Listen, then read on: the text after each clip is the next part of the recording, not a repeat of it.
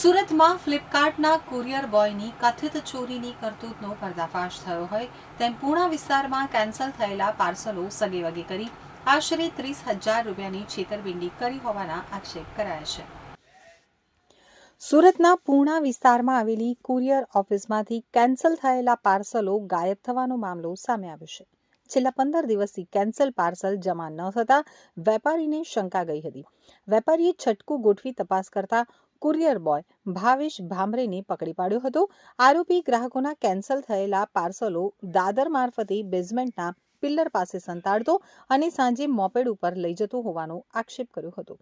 તો આ સમગ્ર કથિત ચોરીની ઘટના સીસીટીવી કેમેરામાં પણ કેદ થઈ છે। વેપારીઓએ સ્થળ ઉપરથી અંદાજે 30,000 રૂપિયાની કિંમતના 50 જેટલા કેન્સલ પાર્સલ સાથે કુરિયર બોય ભાવેશ ભામરેને ઝડપી પાડ્યો હતો। વેપારીની ફરિયાદના આધારે પૂણા પોલીસે આરોપી કુરિયર બોય ભાવેશ ભામરે વિરુદ્ધ ગુનાહિત વિશ્વાસઘાતનો ગુનો નોંધી વધુ તપાસ હાથ ધરી છે।